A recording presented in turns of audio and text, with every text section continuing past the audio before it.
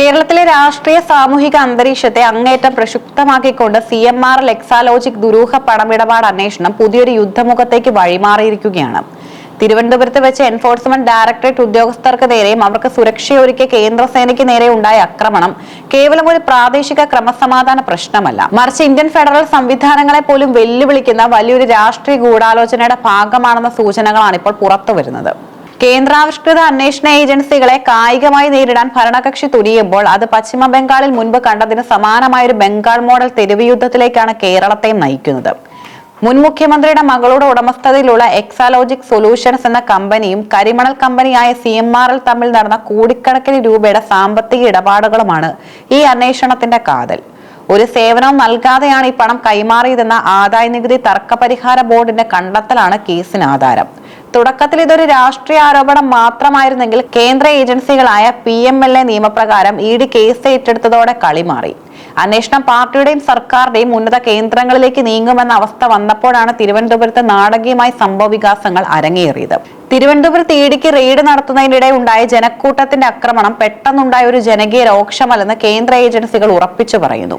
കൊച്ചിയിലെ ED officer director സമർപ്പിച്ച പ്രാഥമിക റിപ്പോർട്ടിലെ വിവരങ്ങൾ ഇതിന് അടിവരയിടുന്നതാണ്. EDയുടെ ടൈം ലൈൻ പരിശോധിച്ചാൽ ഗൂഢാലോചന വ്യക്തമാകും.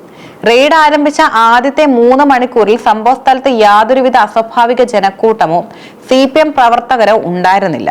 റെയ്ഡ് പൂർണ്ണമായും സമാധാനപരമായിരുന്നു. റെയ്ഡ് പുരോഗമിക്കുന്നതിനിടെ കേസിനെ പൂർണ്ണമായി മാറ്റിമറിക്കാൻ തക്കവണ്ണമുള്ള ചില ഡിജിറ്റൽ തെളിവുകളും നിർണായക രേഖകളും ED ഉദ്യോഗസ്ഥർക്ക് ലഭിച്ചതായും പറയപ്പെടുന്നു. ഈ വിവരങ്ങൾ ചോർന്നതോടെ റെയ്ഡ് തടസ്സപ്പെടുത്താനും ഉദ്യോഗസ്ഥരെ ഭയപ്പെടുത്തി പിന്തിരിപ്പിക്കാനും പാർട്ടി ഉന്നത കേന്ദ്രങ്ങളിൽ നിന്ന് ലോക്കൽ നേതാക്കൾക്ക് നിർദ്ദേശം പോയി. മിനിറ്റുകൾക്കകം കണ്ടാൽ അറിയാവുന്ന 300ഓളം വരുന്ന CPM DYFI പ്രവർത്തകർ സംഘടിതമായി റെയ്ഡ് നടക്കുന്ന സ്ഥലത്തേക്ക് ഇരച്ചെത്തുകയും ED ഉദ്യോഗസ്ഥരുടെ വാഹനങ്ങൾ തല്ലി തകർക്കുകയും ചെയ്തു. കേന്ദ്ര സുരക്ഷാ സേനയായ CRPF ജവാന്മാരെ പോലും കായികമായി നേരിടാൻ അണികൾക്ക് മുകളിൽ നിന്ന് കൃത്യമായി കൊട്ടേഷൻ ലഭിച്ചിരുന്നുവെന്നാണ് കേന്ദ്ര ഏജൻസികൾ വിലയിരുത്തുന്നത്. സംഭവത്തിന് പിന്നാലെ പ്രധാന സൂത്രധാരന്മാരിൽ ഒരാളായി കേന്ദ്ര ഏജൻസികൾ ചൂണ്ടിക്കാണിക്കുന്നത് DYFI നേതാവ് IP ബിനുവിനെയാണ്. റെയ്ഡ് നടക്കുന്ന സമയത്തും അതിനുശേഷവും ബിനു തന്റെ സോഷ്യൽ മീഡിയ അക്കൗണ്ടുകൾ വഴിയും പരസ്യ പ്രസ്താവനകൾ വഴിയും അണികളെ പ്രകോപിപ്പിക്കുന്ന രീതിയിൽ ഇടപെടലുകൾ നടത്തിയതായി ED കണ്ടെത്തിയിട്ടുണ്ട്. വെറുമൊരു പ്രതിഷേധ പ്രകടനമല്ല, മറിച്ച് കേന്ദ്ര ഏജൻസികളുടെ ഔദ്യോഗിക കൃത്യനിർവഹണം തടസ്സപ്പെടുത്തുക, ഉദ്യോഗസ്ഥരെ അപായപ്പെടുത്താൻ ശ്രമിക്കുക, നഗരത്തിൽ കലാപാഹ്വാനം നടത്തുക തുടങ്ങിയ ഗുരുതരമായ കുറ്റങ്ങളാണ് ബിനുവിനെതിരെ ചുമത്താൻ ED ഒരുങ്ങുന്നത്. പ്രാദേശിക നേതാക്കൾക്ക് മേൽ ഈ കുറ്റം ചാർത്തപ്പെടുമ്പോൾ അത് പാർട്ടിയുടെ ജില്ലാ സംസ്ഥാന നേതൃത്വങ്ങളിലേക്ക് കൂടി വിരൽ ചൂണ്ടുന്നതായി മാറും. കേസിലെ ഏറ്റവും ഞെട്ടിക്കുന്ന മറ്റൊരു വഴിത്തിരിവ് CPM സംസ്ഥാന കമ്മിറ്റി അംഗവും രാജ്യസഭ MPയുമായ A റഹീമിനെതിരെയുള്ള ആരോപണങ്ങളാണ്. റെയ്ഡിന് മഹസർ സാക്ഷികളായി ED ഒപ്പം കൂട്ടിയ ബാങ്ക് ഉദ്യോഗസ്ഥരെ സ്വാധീനിക്കാനും ഭീഷണിപ്പെടുത്താനും റഹീമിന്റെ ഭാഗത്തു നിന്നും നേരിട്ട് നീക്കങ്ങൾ ഉണ്ടായി എന്നാണ് കേന്ദ്ര ഏജൻസികൾ നൽകുന്ന സൂചന. ഒരു കേന്ദ്ര ഏജൻസി അന്വേഷിക്കുന്ന കേസിൽ സാക്ഷികളെ ഭീഷണിപ്പെടുത്തുകയോ മൊഴിമാറ്റിക്കുവാൻ ശ്രമിക്കുകയോ ചെയ്യുന്നത് അതീവ ഗുരുതരമായ കുറ്റമാണ്. ഇത് നേരിട്ടുള്ള കോടതി അലക്ഷ്യമായും തെളിവ് നശിപ്പിക്കാനുള്ള ശ്രമമായും കണക്കാക്കാം. നിയമനിർമ്മാണ സഭയിലെ ഒരു അംഗം തന്നെ ഇത്തരം ഒരു നീക്കത്തിന് പിന്നിൽ പ്രവർത്തിച്ചുവെന്ന ആക്ഷേപം കേസിന്റെ ഗൗരവം വർദ്ധിപ്പിക്കുന്നു.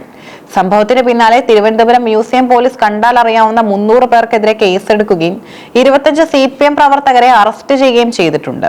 കേരള പോലീസ് സംഘം കൊച്ചിയിലെത്തിയ അക്രമത്തിനിരയായ 4 ED ഉദ്യോഗസ്ഥരുടെയും 8 CRPF ജവാന്മാരുടെയും മൊഴി രേഖപ്പെടുത്തുകയുണ്ടായി. എന്നാൽ ഈ അന്വേഷണം കേവലം പ്രഹസനമാണെന്നാണ് EDയും കേന്ദ്ര ആഭ്യന്തര മന്ത്രാലയവും കരുതുന്നത്. സ്വന്തം പാർട്ടിയുടെ ഉന്നത നേതാക്കൾ പ്രതിസ്ഥാനത്തുള്ള കേസിൽ നിഷ്പക്ഷമായ ഒരു അന്വേഷണം സംസ്ഥാന പോലീസിന്റെ ഭാഗത്തുനിന്നും ഉണ്ടാകില്ലെന്ന് കേന്ദ്ര സേനയും റിപ്പോർട്ട് നൽകിയിട്ടുണ്ട്. പ്രതികളെ സംരക്ഷിക്കുന്ന രീതിയിലാണ് ലോക്കൽ പോലീസ് പെരുമാറുന്നതെന്ന ആക്ഷേപവും ശക്തമാണ്. കേസ് പരിഗണിച്ച Thiruvananthapuram judicial first class magistrate കോടതി സംഭവത്തെക്കുറിച്ച് നടത്തിയ പരാമർശം ശ്രദ്ധേയമായിരുന്നു. ഇത് വെറും ഒരു സ്വാഭാവിക ജനകീയ പ്രതിഷേധമല്ലെന്നും വ്യക്തമായ ഗൂഢാലോചനയുള്ള സംഘടിത ആക്രമണമാണെന്നും കോടതി നിരീക്ഷിക്കുകയുണ്ടായി. താഴെത്തട്ടിലുള്ള കോടതിയിൽ നിന്ന് തന്നെ ഉണ്ടാകുന്ന ഈ കടുത്ത നിരീക്ഷണം പോലീസിനെ പ്രതിരോധത്തിലാക്കുന്നതും EDക്ക് നിയമപരമായി കരുത്ത് പകരുന്നതുമാണ്. കേരള സർക്കാർ സംവിധാനങ്ങളെ വിശ്വസിക്കാൻ കൊള്ളില്ല നിലപാടിലേക്ക് ED എത്തിയതോടെയാണ് കേസ് CBIക്ക് വിടാനുള്ള നീക്കങ്ങൾ സജീവമായതും. ഇതിനായി പശ്ചിമ ബംഗാളിലെ റേഷൻ അഴിമതി കേസ് അന്വേഷണത്തിനിടെ ഉണ്ടായ സമാനമായ അക്രമ സംഭവമാണ് ED മാതൃകയാക്കുന്നത്. അന്ന് ബംഗാളിൽ തൃണമൂൽ കോൺഗ്രസ് പ്രവർത്തകർ EDക്ക് നേരെ നടത്തിയ ആക്രമണത്തിൽ കൊൽക്കത്ത ഹൈക്കോടതി നേരിട്ട് ഇടപെടുകയും അന്വേഷണം CBIക്ക് ഏൽപ്പിക്കുകയും ചെയ്തിരുന്നു. അതേ നിയമ പോരാട്ടം കേരളത്തിലും ആവർത്തിക്കാനാണ് ED ഒരുങ്ങുന്നത്. ഹൈക്കോടതിയെ സമീപിച്ച അന്വേഷണം CBIക്ക് കൈമാറാൻ ഉത്തരവ് സമ്പാദിച്ചാൽ അത് CPMനെ വലിയൊരു രാഷ്ട്രീയ കൊടുങ്കാറ്റിലേക്ക് തള്ളിവിടും.